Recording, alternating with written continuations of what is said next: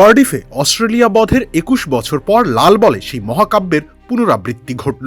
২০০৫ সালে সোফিয়া গার্ডেন্সে যাদের ব্যাটের ঝড়ে থমকে গিয়েছিল বিশ্বসেরা অস্ট্রেলিয়া, সেই মোহাম্মদ আশরাফুল, হাবিবুল বাশার সুমন ও নাফিস ইকবাল ডাগআউটে বসে কলকাঠি নেড়ে চূর্ণ করলেন অজিদের অহংকার।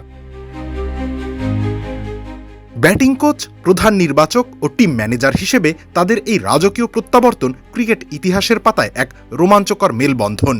সেদিন মাঠের সীমানায় লড়াই করা ৩ অকুতোভয় সেনানী আজ আর প্যাড গ্লাভস পরে ২২ গজে নামেননি, অথচ তাদের মস্তিষ্ক ও অভিজ্ঞতার ছাঁচে তৈরি রূপরেখাতেই আজ ধসে পড়েছে বিশ্বসেরা ক্রিকেট দল। ডাগআউটের নিভৃত কোণে দাঁড়িয়ে তারা তরুণ প্রজন্মকে উপহার দিয়েছেন বিজয়ের মহৌষধ।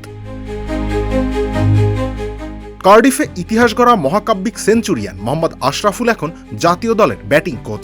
যখন অজি বোলারদের অভিজাত অহংকার ধুলোয় উড়িয়ে দিয়ে তানজিদ হাসান তামিম শতক হাঁকান, ডাগআউট থেকে নিশ্চয়ই আশরাফুল ভাবেন, এভাবেই তো বুক চিতিয়ে রাজত্ব করতে হয়।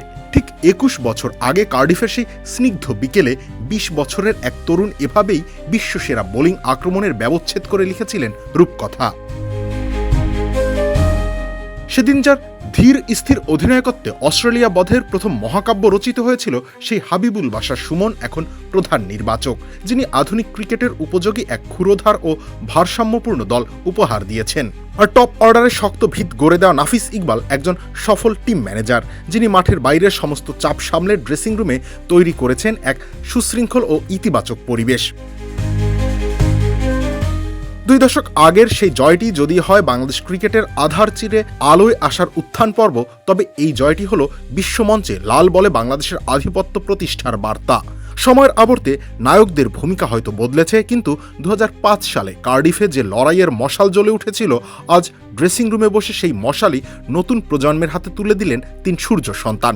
তারা প্রমাণ করলেন মহৎ নায়কেরা কেবল নিজেরা ইতিহাস গড়েন না, তারা প্রজন্ম থেকে প্রজন্মে নতুন ইতিহাস রচনার অমর পথ দেখিয়ে যান।